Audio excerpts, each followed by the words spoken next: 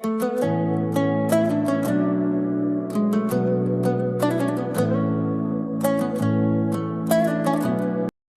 kita masuk ke poin yang lain adalah adab-adabnya. Tadi itu keutamaan.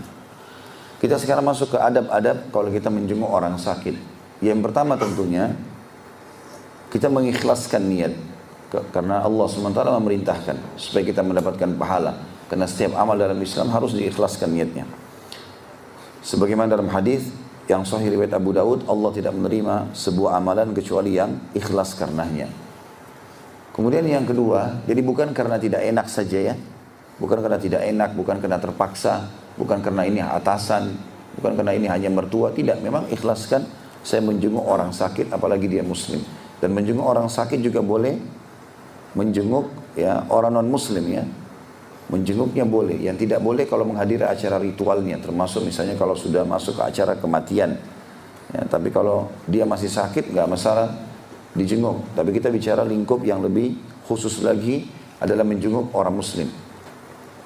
Kita ikhlaskan niat. Yang kedua, yang kita harus lakukan adalah memilih waktu dan tempat yang tepat. Ya. Jadi kita tentu di rumah sakit pun sudah ada jam besuk misalnya, ya waktu-waktu yang tepat. Jangan sampai pada saat dia mungkin lagi dibersihkan oleh perawat atau lagi mengkonsumsi obat yang memang tidak boleh, ada orang yang sehat di situ ya karena penyakitnya sangat keras misalnya. Maka ini semua kita pilih waktu dan tempat yang tepat ya. Kalau misalnya ada orang sakit tapi jauh sekali luar negeri, mungkin kita tidak mampu untuk ke sana, tidak tepat waktu dan tempatnya juga ya. Dan ini selalu dilakukan oleh Nabi SAW. Beliau kalau menjenguk sahabat-sahabat yang sakit, beliau ya, memilih waktu yang tepat di mana orang itu punya kesiapan untuk dijenguk. Kemudian yang ketiga, mendoakan padanya atau di sisinya doa-doa yang disunnahkan. Di antara doa yang sangat mulia, potongannya sangat pendek, dan ini ada jaminan dari Nabi SAW. Dalam hadis Bukhari Muslim kata Nabi SAW, siapa yang menjenguk orang sakit kemudian dia membaca 7 kali As'alullahal azim Rabbul arshil azim ayyashfiyaka. 3 potongan saja. As'alullahal azim artinya aku memohon kepada Allah yang maha agung. Rabbul arshil azim pemilik singgasana yang agung, ayyashfiyaka agar menyembuhkanmu. Kalau perempuan ayyashfiyaki. As'alullahal azim Rabbul arshil azim ayyashfiyaka. Ini 3 potongan doa yang sangat pendek. Kata Nabi SAW, siapa yang membacanya 7 kali di sisi orang yang sedang dijenguk, maka pasti Allah akan sembuhkan selama ajalnya belum datang. Pasti Allah sembuhkan selama ajalnya belum datang. Jadi memang bisa saja seorang muslim berkeyakinan kalau dia baca tulus ikhlas ini karena Allah SWT dia baca pada saat dia jenguk orang sakit, maka pasti disembuhkan oleh Allah. Dan kalau tidak sembuh dengan doa-doa ini sering kita baca, memang sudah ajalnya orang ini. Kenapa begitu penyampaian baginda Nabi SAW ya. Pasti Allah sembuhkan selama ajalnya belum datang. Ini yang pertama doanya. Kemudian doanya juga adalah memegang titik yang sedang sakit. Dan itu dalam riwayat yang sahih, memegang titik yang sakit sambil membaca juga 7 kali. Bismillah, a'udzubillah. Dengan nama Allah, aku berlindung kepada Allah. Min syarri ma wajada wa hadharah. Dari segala keburukan yang telah dirasakan oleh orang ini dan juga yang dia berhati-hati darinya. Bismillah, a'udzubillah min syarri ma wajada wa hadharah. Itu kalau pasiennya laki-laki. Kalau perempuan ditambah tak, min syarri ma wajadat wa hadarat. Ya. Dari keburukan yang dia dapatkan atau dia rasakan dan dia berhati-hati darinya. Ini juga sebenarnya hadisnya yang berbunyi adalah untuk diri sendiri. Kata Nabi SAW, siapa yang merasakan rasa sakit di tubuhnya, kemudian dia memegang tempat sakitnya sambil membaca ini. Kalau untuk diri sendiri kita membaca Bismillah, a'udzubillah min syarri ma ajidu wa uhadhiru. Ajidu wa uhadhiru, apa yang aku rasakan dan apa yang aku hati-hati darinya. Kalau laki-laki, di depan kita pasien kita sedang pegang, mengatakan ma wajada wa hadara.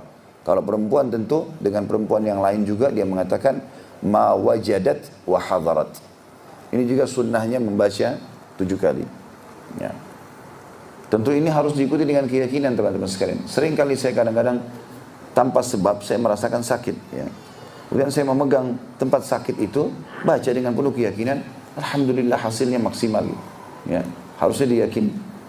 Saya kemarin naik pesawat waktu umrah, entah kenapa pas naik pesawat mau pulang ke Indonesia, lutut saya sakit sekali sebelah kanan. Tanpa sebab, nggak kebentur, nggak apa gitu. Tapi sakit sekali kalau digerakin. Saya pegang, saya baca 7 kali doa ini. Tapi memang tentu kita usahakan diulang-ulang ya. Bukan betul 7 kali saja. Saya lakukan 7 kali, berapa menit kemudian saya teringat, saya baca lagi, saya pegang lagi. Alhamdulillah sembuh, hilang gitu. Maka ini termasuk sunnah Nabi SAW. Dan ingat, doa dan zikir makin sering diulangi, maka makin besar efeknya. Makin sering diulangi, maka makin besar efeknya. Ya. Makanya kita ada pengulangan zikir, pengulangan doa. Ya. Maka pengulangan ini bermanfaat sekali. Jenis doa yang ketiga yang diajarkan Nabi SAW adalah beliau pernah menjenguk seorang sahabat yang sakit, kemudian beliau menyentuhkan jari-jari beliau ke tanah sambil mengangkatnya dan meludahinya sedikit atau meniupnya dan berkata, ditempelkan di tempat yang sedang sakit sambil beliau mengatakan Bismillahi turbati ardina, dengan nama Allah dan kesucian tanah kami. Biriqati ba'dina, dengan air liur atau air ludah sebagian kami. Yushfa bihi saqimuna, tersembuhkanlah orang yang sakit di antara kami. Bismillahi turbati ardina, dengan nama Allah dan kesucian tanah kami. Bismillah nama Allah, turbati ardina, kesucian tanah kami. Biriqati ba'dina, dengan air ludah atau air liur sebagian di antara kami. Yushfa bihi saqimuna, tersembuhkanlah orang yang sakit di antara kami. Ini di antara doanya. Juga di antara doa yang lain adalah dianjurkan oleh Nabi SAW, doa yang keempat, Allahumma rabban nas adhibil ba's. Allahumma rabban nas adhibil ba's. Artinya, Allahumma rabban nas, ya Allah Tuhannya manusia. Adhibil ba's, hilangkanlah rasa sakit ini. Lanjutannya, ishfi anta syafi, sembuhkanlah karena kamu satu-satunya pemberi kesembuhan. Ishfi anta syafi, Allahumma rabban nas adhibil ba's, ishfi anta syafi, la shifa illa shifa'uk, shifa'an la yughadiru saqama. Ya.